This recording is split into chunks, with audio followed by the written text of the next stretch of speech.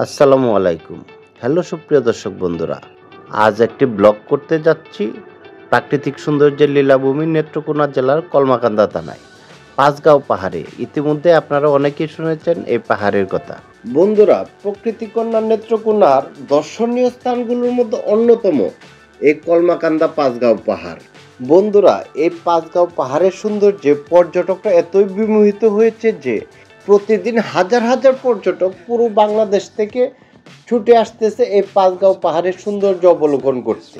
আর আমার অবস্থাটা এমন হয়েছে যে ওই লালন শাহের গানের মতো, বাড়ির পাশে আরশিনগর, সে তাই পড়শি বসত করে আমি একদিনও না দেখিলাম তারে। বন্ধুরা দেখুন, কয়েক কিলোমিটার দূর থেকে ওই যে পাহাড় যেন আমাদের হাতছানি দিয়ে ডাকছে। বন্ধুরা, আমার জীবনে যদি কখনো সুযোগ আসে প্রকৃতির খুব কাছাকাছি অবস্থান করার, বসবাস করার, আমি অবশ্যই বেছে নিব কোনো পাহাড়ি অঞ্চল। বন্ধুরা, এই পাঁচগাঁও পাহাড়টাই মূলত ভারত বাংলাদেশের সীমান্ত ভাগ করে দিয়েছে। আমরা ভারত বাংলাদেশ সীমান্তের খুব কাছাকাছি অবস্থান করছি। এই যে সীমান্ত পিলার বাংলাদেশ আর এই যে ইন্ডিয়া।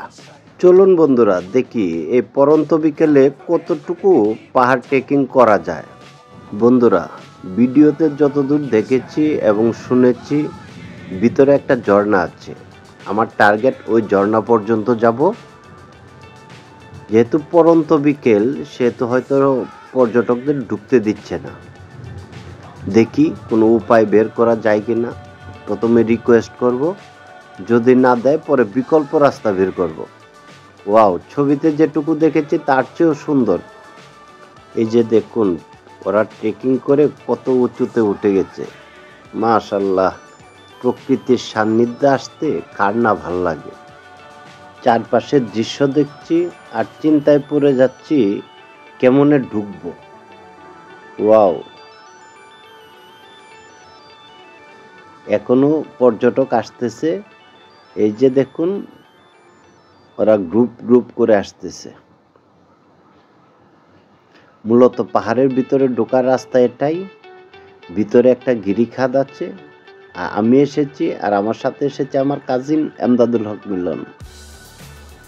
তো চলুন বন্ধুরা দেখি ভিতরে ঢোকার উপায় বের করা যায় কিনা। এখানে টোটালি বাধা দিচ্ছে, যেতে দিচ্ছে না বিজিবি। রিকোয়েস্ট করেছি, কোনো কিছুতে ওরা যেতে দিবে না। অবশেষে আমি ঢুকে গেলাম পালিয়ে বিকল্প পথে। বন্ধুরা, এই পথ দিয়েই আগাতে হবে। দেখি কত দূর যাওয়া যায়। যেহেতু আমি একা সেহেতু কিছুটা ভয়ও করছি।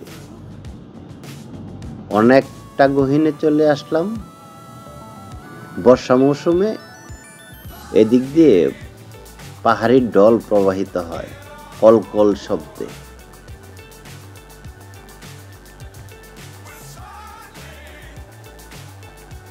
এই যে মূলত এই জায়গায় একটা ঝর্ণা, বর্ষাকালে এটা তার স্বরূপে ফিরে আসে। আমি বলতে গেলে এখন অনেকটা গহীনে, কিছুটা ভয়ও করছে। টোটালি জনমানব শূন্য। আশেপাশে আমার কেউ নেই, কোথাও কেউ নেই। আর একটু আগালাম, দেখি ঝর্ণাটার সন্ধান পাই কিনা। এই যে আমি আরো কয়েকজনের নাগাল পেলাম। যাক, মনে কিছুটা সাহস সঞ্চার হচ্ছে।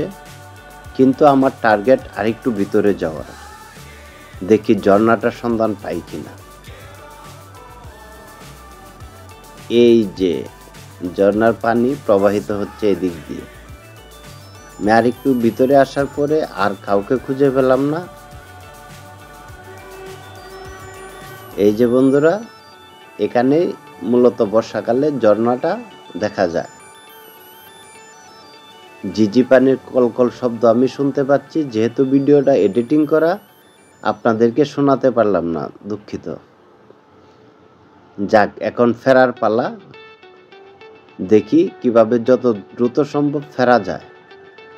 এখন আমার অনেকটা ভয়ই করছে কিভাবে যাব। গ্রীষ্মের প্রচণ্ড গরমে আমি অতিষ্ঠ হয়ে যাচ্ছি।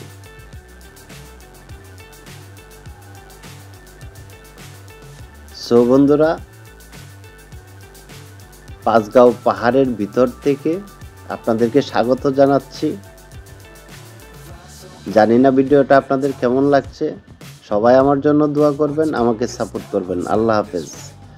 অবশেষে আমি একজন পাহাড়ি মানুষের দেখা পেলাম।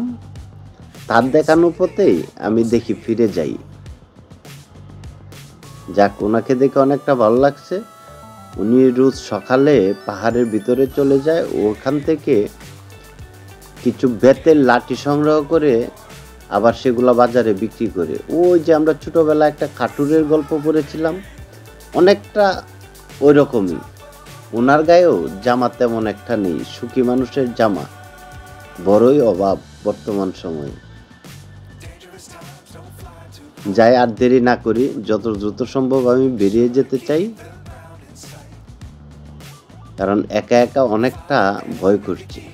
ওই কাঠুরের চাচা খুব দ্রুত এগিয়ে যাচ্ছে, আমি ওনার সাথে হেঁটে পারছি না, ডাকও দিতে পারছি না।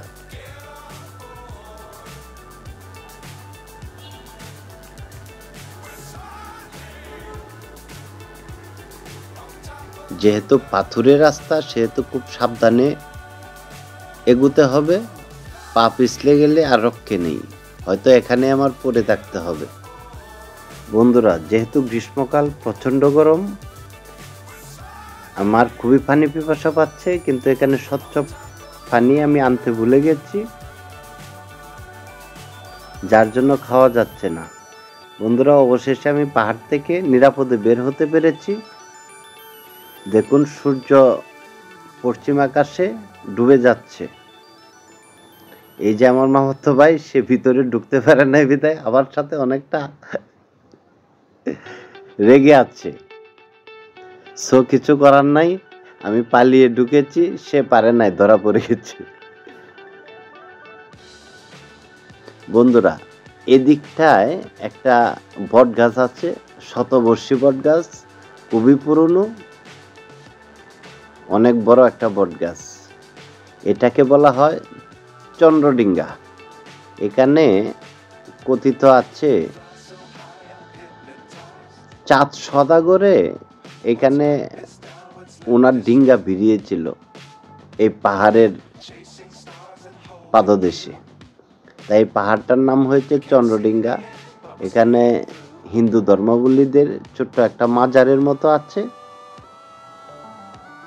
পাথর দেখুন, বিশাল বিশাল পাথর, পুরোটাই একটা পাথর, যা দেখলে যে কাউকে অবাক করবে।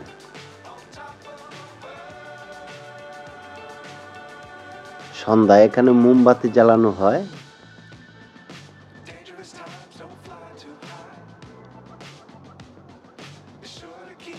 এই যে মোমবাতি জ্বলছে,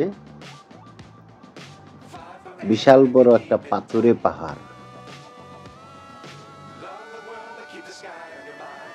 চাঁদ সদাগর পাহাড়।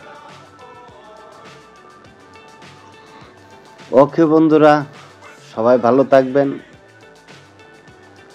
অবশ্যই আসবেন এই পাঁচগাঁও পাহাড়ে এবং এই চন্দ্রডিঙ্গা পাহাড়টাকে উপভোগ করার জন্য। আজ এ পর্যন্তই, হয়তো আবারও দেখা হবে অন্য কোনো স্থানে নতুন কোনো ভিডিও নিয়ে। ততদিন পর্যন্ত ভালো থাকবেন। আল্লাহ হাফেজ। সবাইকে ভালো রাখবেন। ধন্যবাদ। সকল জীবের কল্যাণ হোক। আসসালামু আলাইকুম।